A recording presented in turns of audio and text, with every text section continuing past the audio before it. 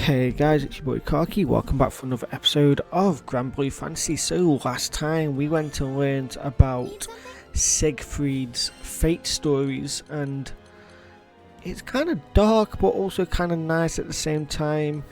He basically gets pushed out of the kingdom that he was the knight of the Black Dragon Knights of, also to say the captain, and then all of a sudden he gets pushed out by some woman. I forgot her name now, but it's really cool. And he learns that Lancelot is also there, and obviously Lancelot ends up joining him. But now we've got Namaya. We're going to go learn about this samurai lady and see how this goes. We might... yeah. We have quite a lot for her. So we got up to episode 5 as well. So we're going to go learn about Namaya. Or Namaya. However you want to call it. I come from a long lineage of proud warriors. We had a great number of visitors at our dojo, many of them masters of their respective disciplines. At some point I picked up a blade of my own and began to mimic their movements. Back then, I enjoyed the training for what it was, valuing the journey over the destination. That is, until I met him, the supreme swordsmaster of the Eternals, Eata, once known as the demon Zamba. With a single glance, he identified all of my weaknesses. Then, with a few words, he taught me to overcome them. His strength was beyond captivating. I even eavesdropped on a conversation between him and my father, and discovered we were distant relatives. I was elated. For some time, he continued to train at our family dojo. I took every opportunity I could to learn from him, following him wherever he went. I ate whenever he ate. I committed all his mannerisms to memory. However, with the exception of our first encounter, he never acknowledged me. After all, he yearned for nothing more than strength. Why pay heed to a weakling, such as myself? So I vowed to become stronger. I would soar so high, he'd have to see me. I dedicated myself to training, begrudging even a single moment of respite. The blade was everything to me. And eventually, there was no disciple at the dojo who could come close to rivaling my skill. That was around when he vanished. In the blink of an eye, he was out of my life. He spoke not another word to me, nor called me by name.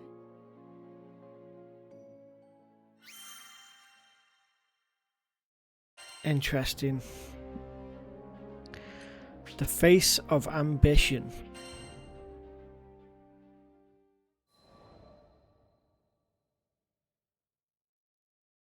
I was meditating in the forest one day when a group of travelers approached me. I didn't know them, but they were the captain and the crew of the Grand Cipher, and my future. Initially, I thought they were lost and had come to ask for directions. I was only half correct. They were seeking guidance, but not out of the woods. They wanted to learn martial arts from me. I shook my head. I was no master, only a chrysalis struggling to break free of my own shell. I believed the captain was mocking me, but that wasn't the case. I looked into the captain's eyes and found truth, alongside a burning desire for strength. It felt as if I was in his presence again. I found myself drawn to the captain. That's why I decided to join the crew of the Grand Cipher on their journey across the skies. I was convinced that this was the only path that could reunite me with Zamba. Okay, these are very, very short, these fates here.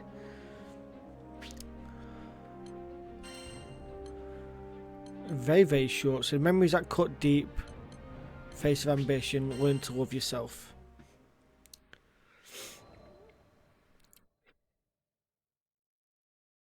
One day, I encountered an adorable Harvan girl at a local market.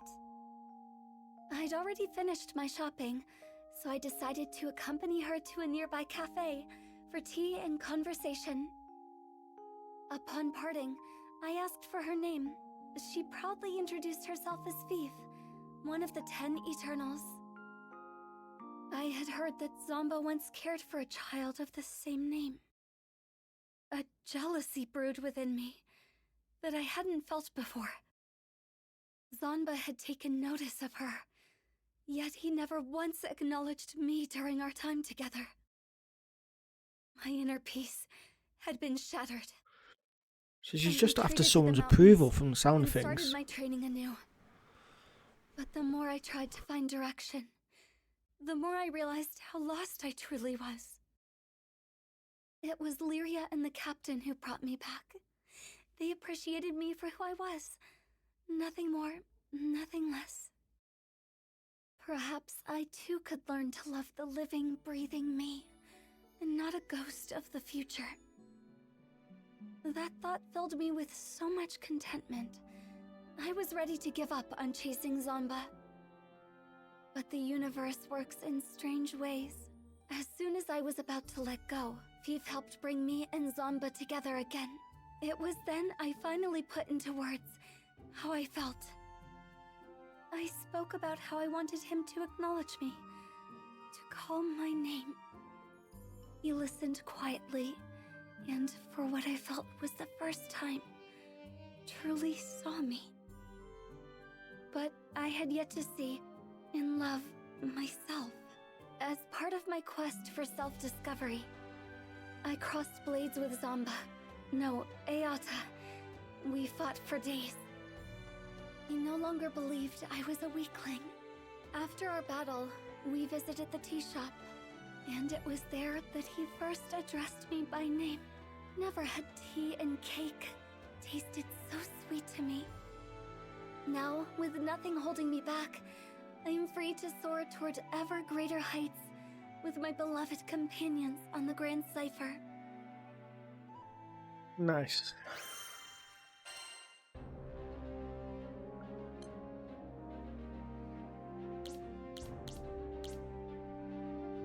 Right, and Amaria's met Will, and then we got these two after.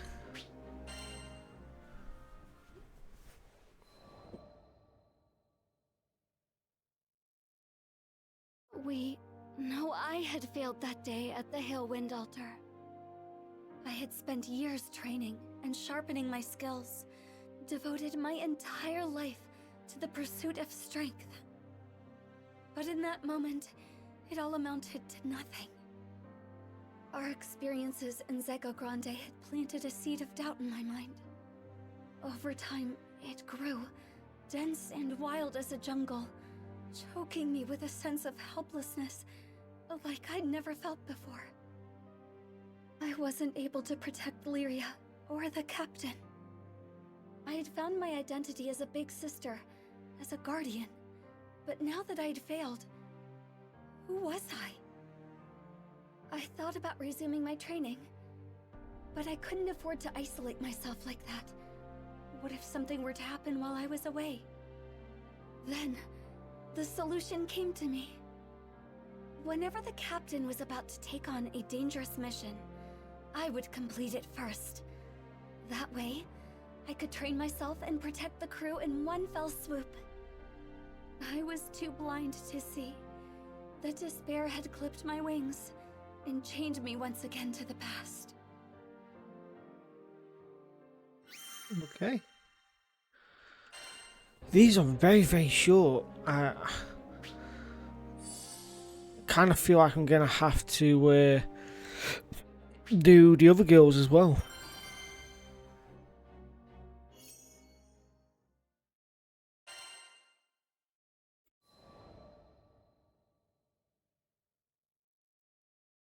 Are there any particularly dangerous missions available?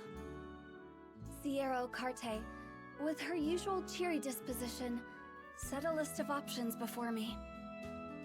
Sure are. We've got a few jobs here that only a crew of your caliber could handle. In fact... She paused and looked at me with a quizzical expression. You know, I can't even remember the last time I saw you here by your lonesome. Don't you usually do things as a crew? I told her I intended to undertake these missions alone, as part of my training. I gotcha. The grind never ends for you, huh? Just don't push yourself too hard, you hear? I nodded, only half acknowledging Ciro's words. After deciding upon a venture, I chartered a small carrier vessel which would take me to a nearby island. As the ship was tossed about the turbulent winds, I closed my eyes and looked for peace within. This is for their sake, as well as mine.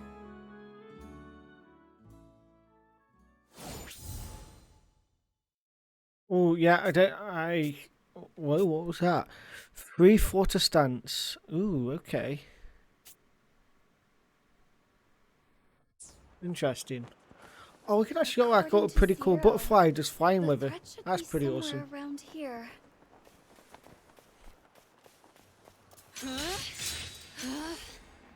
The clouds clear. Oh wow, okay. I'm not messing with her, am I?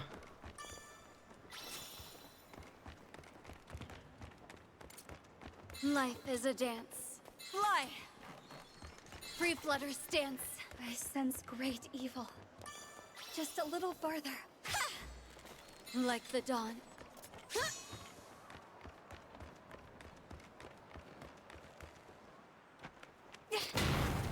Oh.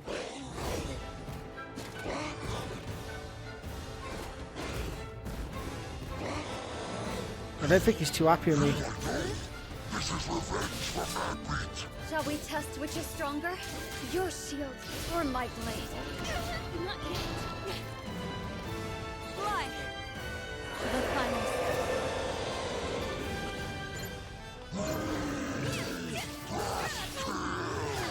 Such malice. You cannot be allowed to live. Watch out for their next attack.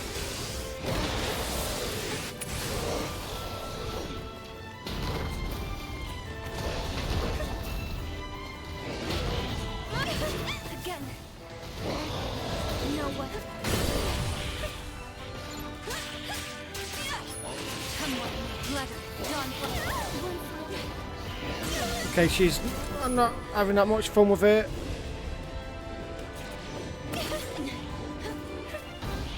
The final song.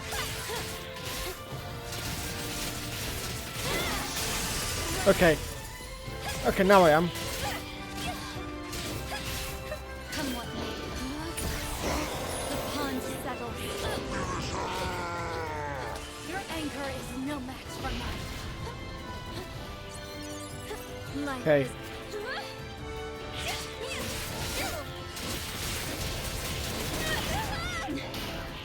Foam on the sea, perfect move. Spread your power, my friend. Observe and Get out my face. but it's not over yet. I will not rest while evil runs free.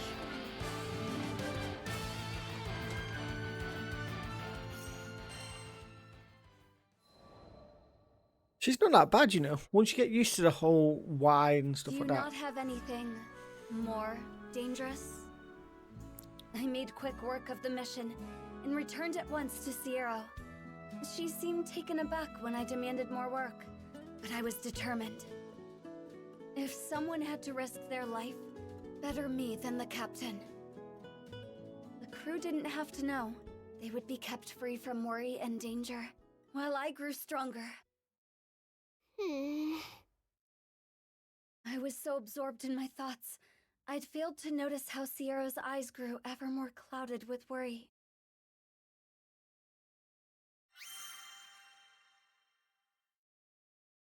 Nice. So we've got that done now. I was honestly expecting these stories to be a bit longer, but Need something? if hers is going to be this short, then we will do Cagliostro's as well, because I don't think she's got many.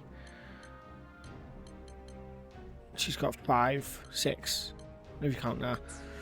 So yeah, we'll do Nemaeus really quickly. That's the last one we can do, and then we'll go from there.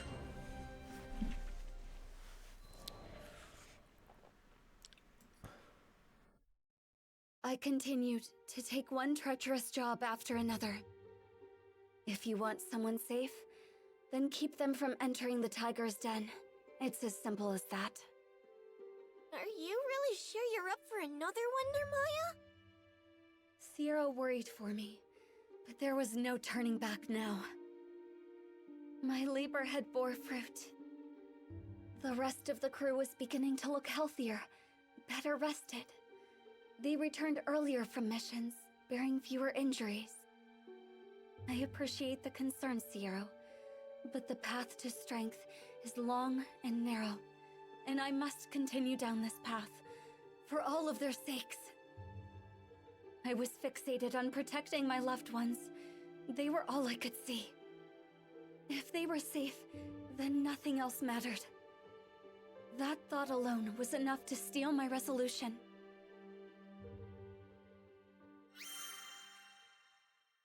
Wow, that was very, very short, like I say. And she's just... So, at first, she was wanting the approval of her guy that she thought was her master. She got that, and then now she's just on a path just to get stronger and help the captain, or Gran. Right, so Cagliostro, stuff like that. We're going to do hers as well. This episode would have been very short if I don't, so... I opened my eyes and found the most entrancing face staring back at me. Clear skin, dewy eyes, and mischievous smile, all framed by soft golden locks. Involuntarily, my hand crept toward her cheek for a caress. But when flesh met mirror, I finally woke up and realized. Yes. Good morning, me. Must still be hazy from exchanging bodies yesterday. Oh. Lacing my fingers together, I reached my arms up for a test stretch. Stiff. Not one to be bested by a vessel of my own design, I brought my palms together and began twisting. Take that, you stupid spine, I thought. You will rue the day you defied me. Just how many backbones and digits and faces had I conjured? I'd lived long enough to know it was foolish to try and keep track. Cagliostro, did you hear? We're going to visit a new Skydom! Lyria's voice echoed from behind the door, snapping me back to the present. Sounds fun! I'll be out in a jiffy! My voice was a weaponized rainbow, strategically pitched to invoke thoughts of hugs and sunshine. As the cutest girl in all the skies, no other tone would live up to my utter perfection. You see, it's a common myth that cuteness is in the eye of the beholder. But actually, as I have witnessed through my research, it is a fundamental law of reality. I quickly brushed my disheveled hair, minus one lock, as per the theory of adorable bedhead optimization, and went to the door. The crew would need me at my cutest if they were to survive an untrodden Skydom. Okay. So no one's cuter than her, basically, is what I gathered from that.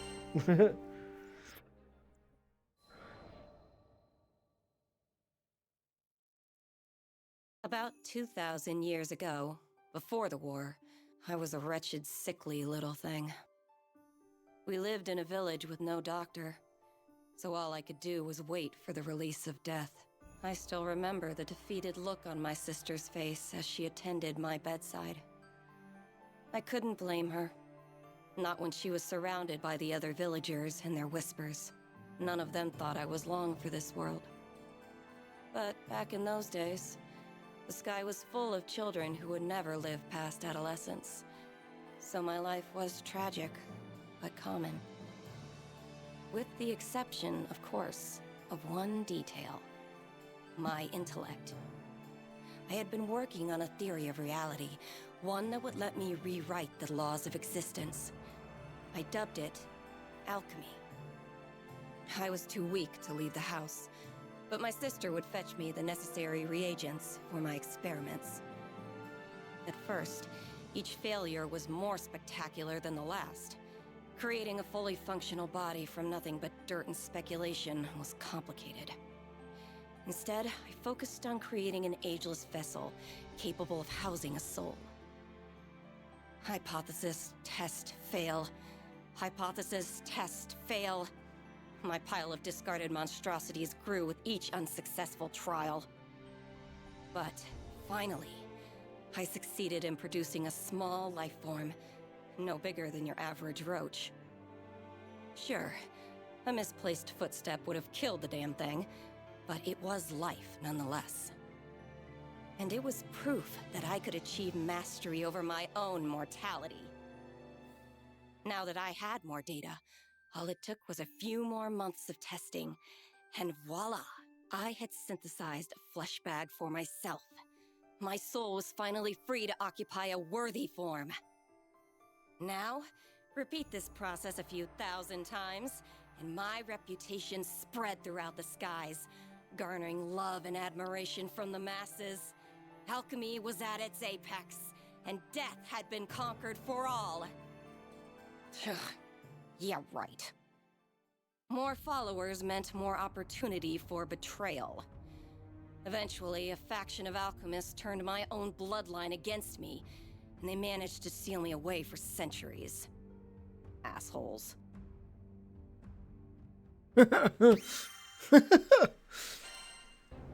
So the very people that she brought, like, you know, trained up for the alchemy just went, you know what, fuck off. Okay, so was it equivalent exchange? Yeah. These magic prison stories always end the same way. A few hundred years of slumber, and people grow complacent. A group of clueless travelers, aka the crew of the Grand Cipher, managed to stumble upon my inert form and, foolishly mistaking me for a primal beast or something, lifted the seal. Immediately, I wanted to eradicate them. No one could find out I had regained my freedom. I would not suffer entombment again, even if it meant I needed to transmogrify a few Skyfarers. But then, I laid eyes upon Lyria and her blue hair, and there it was, an entity that I could not identify. I, who had unveiled the very laws of reality, could not classify her existence. She was surely from a different plane. My interest was piqued, and for that, I spared the crew. What can I say? Curiosity killed the alchemist. With no particular agenda for my newfound liberty, I offered my services to these Skyfarers. They would give me unfettered access to the girl, and I would give them unrestricted access to my findings. And as a bonus, I might save their asses a few times along the way.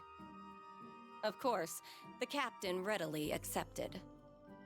Though I admit, there was something about the gleam in the captain's eye that caught my attention.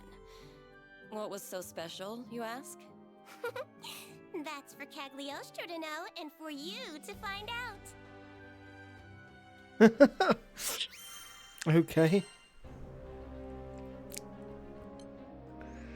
Oh, and we can't do that one because because we need to progress the story. Okay, so yeah, she had very short ones. We're not going to do Yugen's because even though I want to do like the rest of his all in one go, same for everyone else, really, I want to try and make sure that everyone else now gets their due of every single one going through. So, guys, I know that these past two episodes have been, well, this episode and the last episode have been very, very short.